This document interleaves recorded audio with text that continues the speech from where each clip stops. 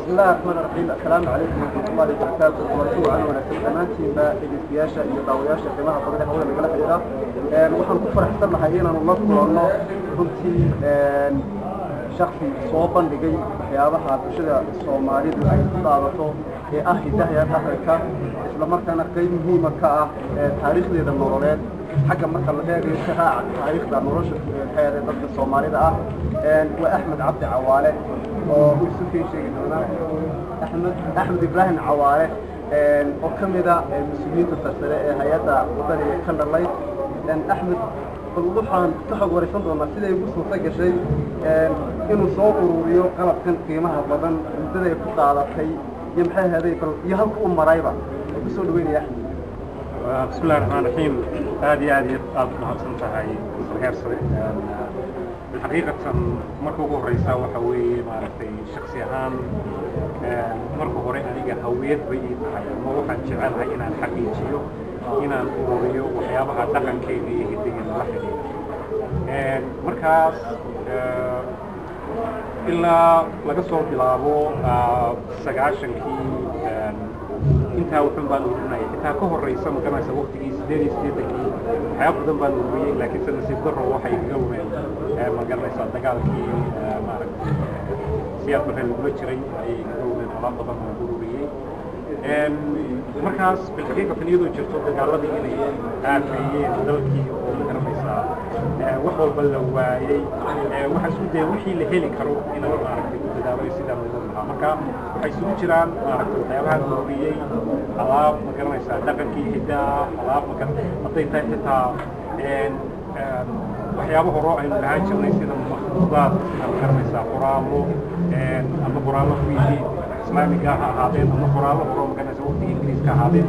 waxay ahayd hawiyadeyda inaan waxyaabahaas u wariyo marka bilxaqiiqatana dadaal badan baan u galay waxay ka baxay kharash badan baa iga baxay waqti badan baa iga baxay alaab fara badan baan imika hayaa maaragtay oo insha allah haddii loo baahdo aan soo bandhigi karo بالحقيقة مركز كلي أساساً في هوايته. هذه أظن صنف أحمد أنا قلت له وهم بريان هوش جعان الطبقين. كذا يدين وقتها أحمد وحنا جعلنا بلينه dad badan oo daawanaya oo aan garanayn waxyaabo badan oo Ahmed oo ku qalbaysan yahay balinu sharaxaad naga siiyo waxyaabaha faraha badan ee ka muuqda korkiisa waxa weeye markaad aragtid qaabkan aanu labisanahay waxay koobaysaa maaragtay labadii shakhsiyadood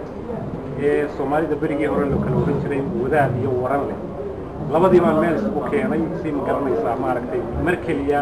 looga bogan karo ma garanaysaa qaabka xirashada iyo qaabku sidoo yahay in maaragtay laga wada bogan karo marka haddaan ka hadlo shakhsiyadda wadaadka marka hore dharka waa la iskaga mid lahaa inta badan maaragtay go'i waa guntanahay kabihii cagba cagta ahaa waan gashanahay ma garanaysaa jaangariga marka geriga ayaa jaantiisa inta badan laga sameyn jiray waa geriga aad iyo aad u adag yahay ama u raandis weey gerigaasna uu ka dabargay dalkeena suun baan xidhanahay waxa maaragtay halkan waxa ku arkaysan tusbaxa midhaha waaweyn oo ay Soomaalida oran jirtay hayri ay oran jireen waxa maaragtay halkan ii saaran masallihii in lagu tukanayay ayaa ii saaran oo kala bixin kartaan waxa weeye maaragtay kaas waa masallihii weeye ku filan meesha doonto aad diganaysid halkan waxa iigu jirta waa weysadii weeye oo qori ka samaysan waxa intaay raacda warankii iyo gaashaanku waa kan weeye wuxuu ka samaysan yahay haragga wiisha ayaa laga samayn jiray inkastoo ma garanaysaa laga samayn jiray biciidkoo kale laga samayn jiray laakiinse wiishu way ugu harad adkaan jirtay marka waxay yihiin xayawaanada ka dabargoy markeena muddo aan soo dhawaanin ilaa 100 sanadood ku dhow aan la arag marka waxaad garan kartaa bahalka cimrigiisa intuu yahay inaanu 100 sanadood ka yarayn inuu ka badan yahay weeye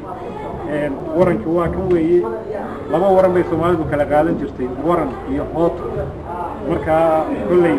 kan inuu hootadii yahay buu ila eegay waayo waranku ka dheeri waranku ilaa halkaas oo kale ayuu joogsadaa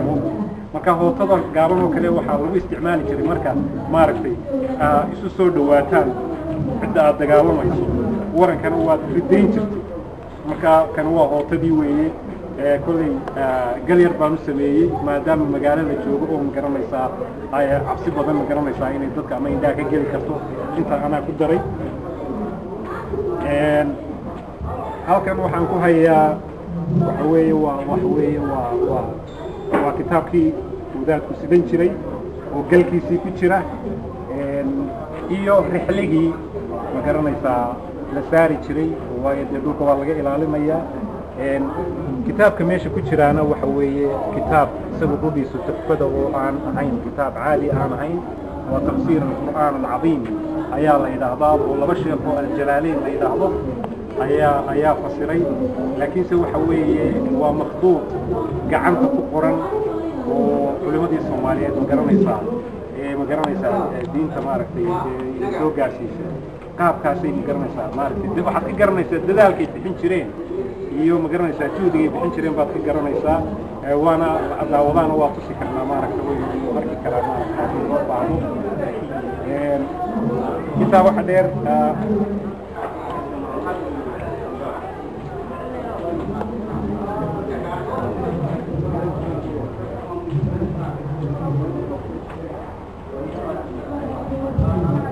afka